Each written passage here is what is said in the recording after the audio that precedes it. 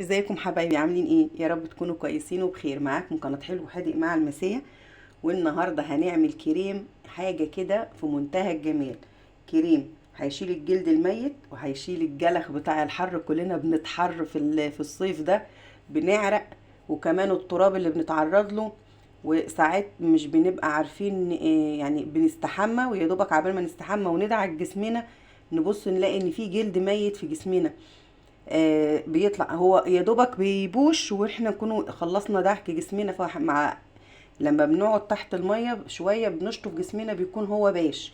تيجي تنشفي جسمك تلاقي ان لو عملتي احتكاك كده للجلد في اي حتة في جسمك هتبص تلاقي فيه جلد ميت. النهاردة احنا هنعمل الكريم ده لأي حتة في الجسم، هيشيل منها الجلد الميت، هنشيل منها الجلخ بتاع العرق والتراب والقشف كمان. وهنشيل كمان قلنا الجلد الميت كله. وكمان هنعمل نفخ الحتة اللي احنا عاوزين ننفخها زي خدودنا او ايدينا. هو كريم الخميرة.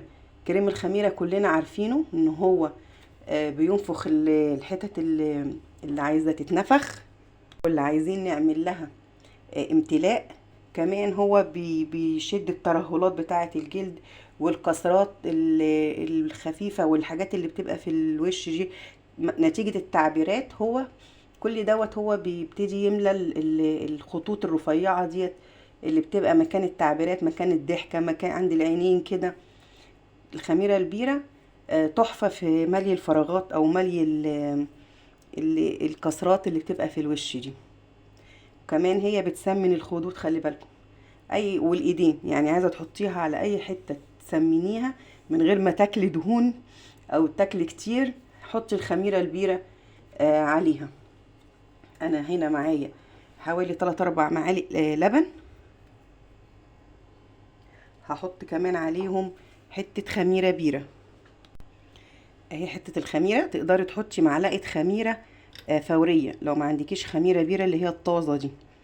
الخميره الفوريه هتعمل بردك نفس المفعول بتاع الخميره الطازه او الخميره البيره. اللي متوفر عندك حطيه، يا خميره جافه او الخميره البودره او خميره بيره. هحط ايه تاني عليها؟ هحط عليها معلقه لبن صغيره، معلقه لبن بودره اهي،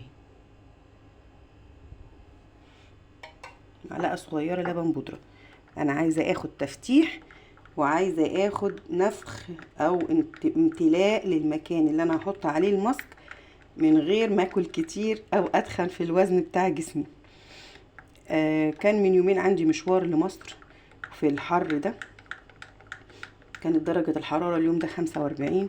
وبعدين ما اقولكوش بقى الشمس عملت ايه، يعني عملت احلى واجب الشمس في وشي وايديا ورجليا ما اقولكوش. فقلت بقى بس بقى ده لازم الواحد يعمل حاجة صنفرة سلك مواعين كده يشيل بيها السمار ويشيل بيها حروق الشمس. وكمان يعمل في تفتيح ويعمل شيل الجلد الميت والقشف اللي بيبقى موجود من العرق والتراب مطرح ما بنمشي او بنسافر او بنروح ونيجي. انا قلبت اللبن البودرة واللبن العادي والخميرة كويس.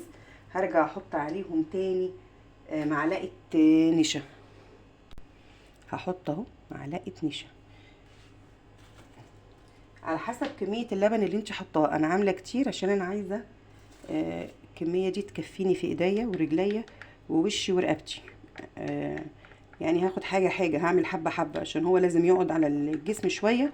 وبعد كده نعمل له عملية فرك وازالة. هنشوف مع بعض ازاي. اقلب بقى كده.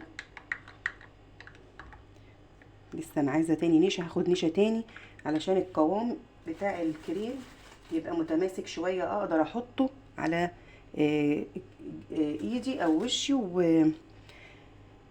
ويقدر يثبت. يعني انا عايزاه يثبت. هاخد كمان الحاجة الخشنة بقى اللي هتعمل لي الصنفرة، هي بودرة الرز. بودرة الرز ليها قدرة فائقة على التبييض. بصوا انا كنت ضربة الرز ده في الخلاط او في الكبة يعني، فخدت البودرة منه دوت الخشن. انا عايزة الخشن. الخشن هنعمل بيه الكريم ده والناعم بيستخدم لحاجات تانية، لان انا عايزه حاجه خشنه احك بيها في الجلد عشان اطلع الجلد الميت واشيل الجلد اللي خد طبقه السمار من الشمس اللي كنت فيها دي. هقلب بقى كده كويس. وما دام قلنا تفتيح يعني لازم نحط معلقه بيكنج باودر. البيكنج باودر انا حاطه معلقه صغيره اهو، بيفتح الجلد وبيساعدني كمان في ازاله الجلد الميت. بصوا قوام الكريم، القوام بتاعه اهو. بصوا انا مكتره يعني. بصوا العلبه اتملت عندي علشان زي ما قلت لكم انا هعمله في كذا منطقه. القوام دوت كده حلو. يبقى احنا حطينا معلقتين 3 لبن، 4، انا حاطه 4. حطيت معلقه نشا كبيره. بصوا الفوران اللي حصل ده. حطيت معلقه كبيره نشا، حطيت معلقه كبيره لبن بودره، وحطيت كمان بصوا الفوران ده كله هو دوت اللي هيعمل ازاله للجلد الميت. وحطيت الباقي رز. انا كترت رز عشان انا الرز محبحب او خشن يعني شويه، فانا عايزاه الرز اكتر عشان يعمل تقشير. بصوا القوام بتاعه شكله ايه. ولو ما عندكيش رز مطحون تقدري تحطي معلقه حلبه مره مطحونه. الحلبه المره اللي كلنا بنغليها ونشربها دي، تقدري تطحني منها معلقه وتحطيها، او تحطي معلقه دقيق اسمر. الدقيق الاسمر كمان يعني قدرته حلوه قوي على الفرك والتقشير، او معلقه شوفان مطحونه. اي حاجه من ده يمشي معاكي بدل الرز لو ما عندكيش رز. وما دام قلنا ترطيب يعني نحط حاجه كمان. ما دام قلنا تقشير يعني ترطيب. تقشير وترطيب لازم نعملهم مع بعض. يبقى هحط جريسلين. انا عندي جريسلين طبي اهو، او زيت جونسون، اي حاجه منهم تنفع، او كريم نيفيا، كل دي حاجات مرطبه، او زيت جوز الهند. زيت جوز الهند جميل جدا في ترطيب الجلد.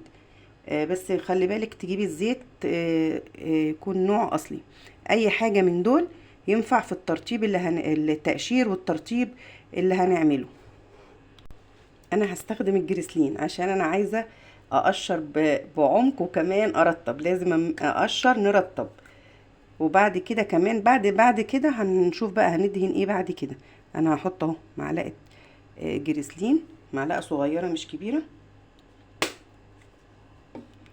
وهبتدي اقلب اهو. الكريم اخد القوام بتاعه اهوت عشان الرز باش شويه يعني، ونزل النشا بتاعه مع النشا اللي احنا حاطينه اهو.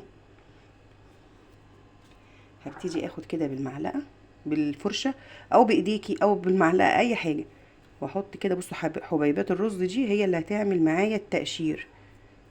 زي ما قلنا انا عايزه سلك مواعين اقشر بيه السمار اللي اتحط في السفر ده. الجو حر هناك خالص، كتر خير الناس اللي هناك. انتوا عارفين انا عايشه فين؟ انا من اسكندريه.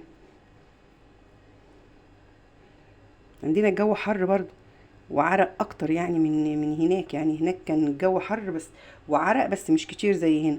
بس الجو هناك سخن قوي قوي اهو. هحط كذا طبقه يعني، هستنى شويه الطبقه دي تنشف وهحط طبقه تاني، وبعد كده نشوف هنشيله ازاي. هستناه ينشف شويه واحط طبقه تاني، نرجع نشوف بعد كده هنعمل ايه. هو بصوا الحبيبات دي اهو تقدري تحط، بس انا عايزاه يعني يبوش الجلد شويه اهو، فانا هسيبه شويه اهو. بعد كده نرجع نشوف هنشيله ازاي. بصوا حبايبي هو بدأ يشد، وانا بدأت افرش فيه كده على ايدي، افرد فيه بالراحه كده. هو كده خلاص يعني نشف على ايدي، وممكن ينشف اكتر من كده كمان. بس لاحظوا ان الجريسلين مديله طراوه، مدي للكريم نفسه طراوه. بصوا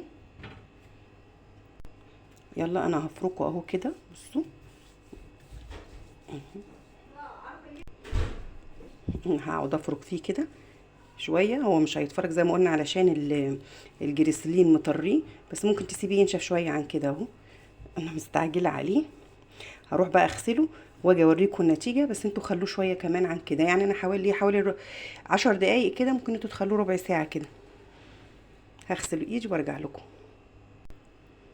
بتهيألي في فرق اهو، بتهيألي في فرق بين الاتنين. انا دلوقتي هرطب باي حاجه. انا هحط زيت جونسون، انا بحبه جدا في الترطيب على فكره.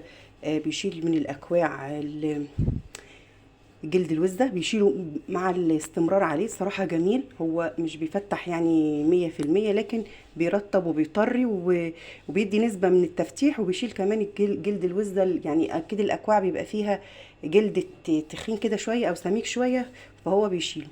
يا رب تجربوه ويعجبكم. متنسوش تعملوا لايك للفيديو، تشتركوا في القناة، ويا رب دايما عندكم الخير كله كده. لازم تعملوا كده. لو اتعرضتوا للسفر كده زي المصري كده، واسمريتوا كده زي وبقيتوا زي الشوكولاته. يا رب تجربوا الماسك ويعجبكم، او الكريم ويعجبكم. الى اللقاء في فيديو جاي ان شاء الله.